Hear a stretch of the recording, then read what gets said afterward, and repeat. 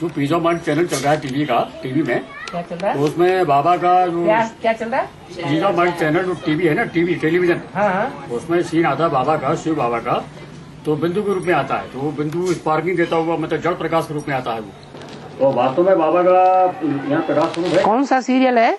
ये pizza mart channel है sir, ये आता है उसमें। ओहो, माउंट आबू के सीरियल की बात कर रहे। सर मैं ये जानना चाहता हूँ कि जड़ प्रकाश और आध्यात्मिक प्रकाश में क्या डिफरेंस है? आध्यात्मिक प्रकाश और जड़ प्रकाश, ये तो जड़ प्रकाश है। जिस माउंट आबू की अभी बात कर रहे हैं, वो माउंट आबू में अभी रावण राज्य है या राम राज्य?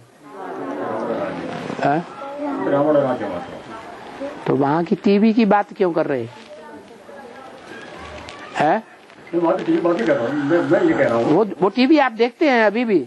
नहीं अभी वो तो बस टीवी तो सब जगह लगा हुआ है। आपने कहाँ देखा फिर? हम टीवी में तमाम टीवी में देखते हैं, पिज्जा मार्ट चैनल में आता है उनका सीन आता है बिल्कुल चमकता हुआ। हाँ। तो सर मैं ये जानना चाहता हूँ कि आध्यात्मिक प्रकाश में और जड़ प्रकाश में क्या डिफरेंस है? ये थोड़ा सा हमारा जड़ प्रकाश में चकाचौंध की दुनिया दिखाई देती है। या निशा सर्वभूतानाम तस्याम जागृति संयमी। जो संयमी योगी पुरुष हैं, वो उनके लिए ऐसी रात है जिसमें दुनिया के लोग जागरण करते हैं। दुनिया के लोग ये चकाचौंध की दुनिया में जागरण करते हैं, भौतिकवादी दुनिया में। तो वो भौतिकवादी दुनिया है क्या? हाँ, ये श्याम जागृति संयमी। जिस रात्रि में दुनिया वालों के लिए जो रात्रि है आध्यात्मवाद, आध्यात्म ज्ञान, उस आध्यात्म ज्ञान की दुनिया में जो संयमी हैं वो जागरण करते हैं। बाहर की दुनिया में सोते हैं। बाहर की दुनिया माने चकाचौंध की दुनिया। तो वो चकाचौंध की दुनिया में यूं दिखाया जाता है भगवान को। बिंदी से फिर लाइट निकल रही है। अरे भगवान अगर बिंदी ही है, साकार नहीं बनता है, तो उसमें जो 32 गुण दिखाए हैं, वो 32 गुण किसके हैं? साकार के हैं या निराकार के हैं? निराकार के होते हैं गुण। हैं? निराकार का तो जीवन ही नहीं होता। तो वो निर्गुण है या सगुण है?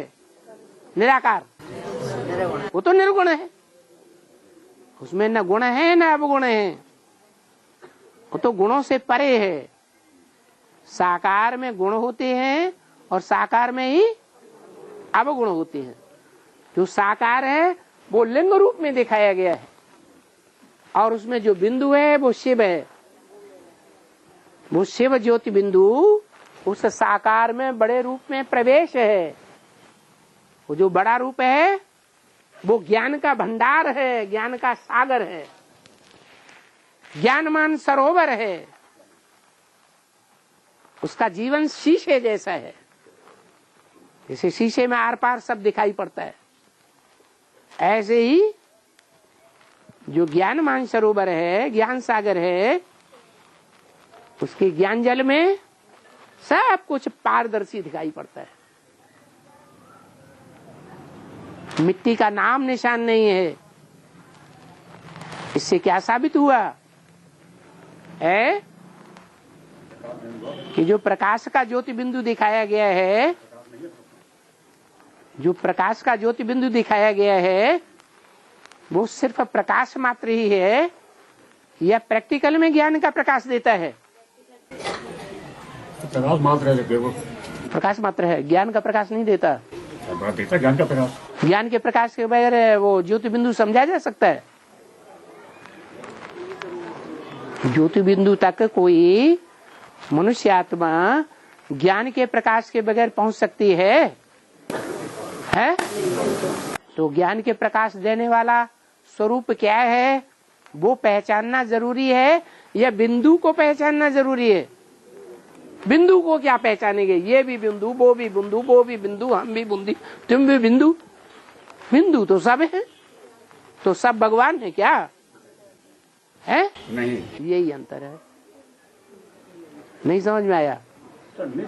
ये बिंदु में, और बिंदु जब साकार में प्रवेश करता है तो दोनों में, सगुण में और निर्गुण में ये अंतर है। उनको अलग अलग करेंगे तो अंतर है, उनको एक देखेंगे तो अंतर नहीं है। सगुण है निर्गुण, सगुण है अगुण है नहीं कछु भेदा, उभय हरे भव संभव खेदा। ये संसार जो है, भव है, भव माने संसार, इस संसार के जो दुख हैं, निर्गुण को याद करने वाले उनके भी दुख दूर हो जाएंगे। जो विदेशी आत्माएं हैं, विधर्मी आत्माएं, जो ब्रह्मा कुमारियों में भरी पड़ी हैं, वो निराकार को ही देखती है, वो साकार को पहचान ही नहीं पा रही है। उनके भी इस जन्म के दुख हरण हो जाएंगे। कैसे हरण हो जाएंगे? कोई अंतर होगा या नहीं? जो साकार को पहचानते हैं, निराकार को पहचानते हैं, दोनों को पहचानते हैं, उनके दुख हरण में, और जो सिर्फ निराकार को जानते हैं, साकार को न मानते हैं, न जानते हैं, न पहचानते हैं, उन दोनों में कोई अंतर है? प्राप्ति में क्या अंतर है?